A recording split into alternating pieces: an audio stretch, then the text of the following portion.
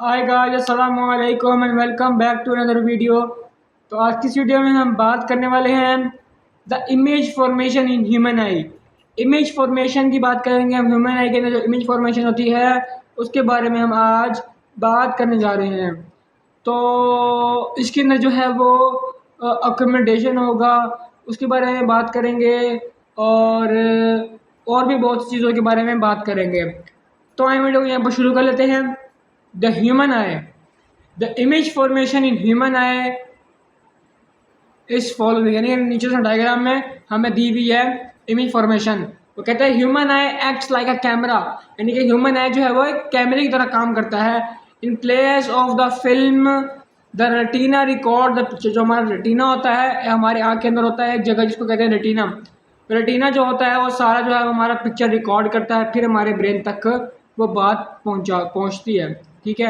अब जैसे कि आप हम दुनिया में जो चीज़ें देखते हैं, जितनी भी चीज़ें देखते हैं हम, पहले जो हमारा रेटिना जो है वो उसको प्रोसेस करता है, उसकी पिक्चर शिक्चर जो है क्लियर शेयर करता है, कलर्स वगैरह जो है वो क्लियर होते हैं, फिर हमारे दिमाग तक जाते हैं।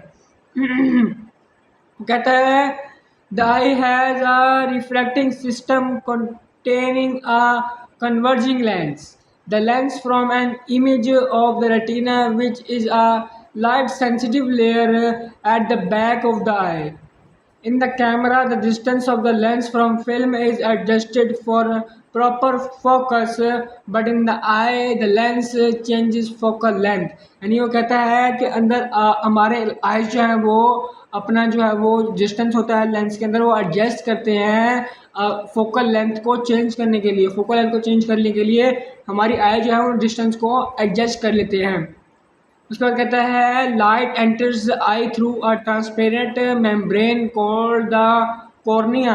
हमारी आँखों के अंदर जो लाइट आती है वो एक ट्रांसपेरेंट मेम्ब्रेन के ज़रिए आती है जिसको हम कहते हैं कॉर्निया।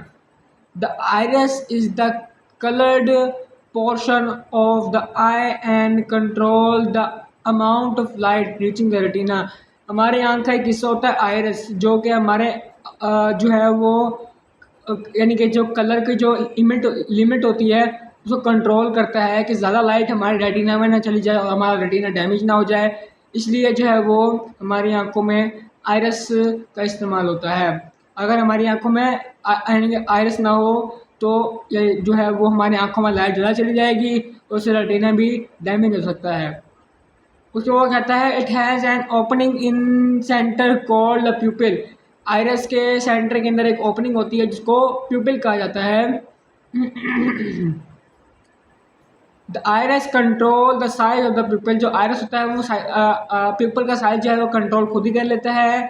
इन ब्राइट लाइट, तेज रोशनी में, iris contacts the size of the pupil while in dim light it is enlarged। यानी वो कहता है तेज लाइट में आइरिस का साइज जो है वो छोटा होता है, जबकि डिम लाइट के अंदर आइरिस का साइज जो है वो बड़ा होता है। The lens of the eye is flexible and accommodate object over a wide range of length। वो कहता है जो हमारी आंखों के जो फ्लेक्सिबिलिटी होती है, हमारी आंखों के अंदर फ्लेक्सिबिलिटी होती है और अकोमोडेट्स ऑब्जेक्ट को काफ़ी दूर तक जो है वो अकोमोडेट कर सकती है हमारी आंखें। उसके बाद कहता है अकोमोडेशन। अकोमोडेशन क्या होती है? The camera focusing the image of an object at a given distance from it by moving the lens toward or away from the film. The eye has different adjusting mechanism for focusing the image of an object onto the retina.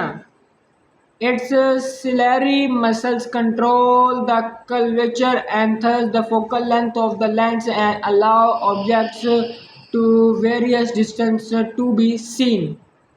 ठीक है। उसके बाद वो हमें image function in human eye दे रहा है। उसके बाद कहता है we see because the eye forms image on the retina at the back of the eyeball. उसके बाद कहता है if an object is far away from the eye the deviation of the eye through the lens must be lesser. उसके बाद कहता है do this the civilization muscle relax. तो आज की वीडियो यहीं पर एंड कर देते हैं। उम्मीद करता हूँ कि हमारी आज की वीडियो पसंद आई होगी। वीडियो पसंद आए तो वीडियो को जो लाइक कर दीजिएगा। आज हमने जो है वो ह्यूमन आई के बारे में डिस्कस किया था, इसकी इमेज फॉर्मेशन कैसी होती है और इसकी अकोमोडेशन कैसी होती है। उम्मीद करता समझ आ गई होगी। तो वीडियो यहीं पर एंड कर देते हैं। Thanks for watching. अल्लाह हाफिज़।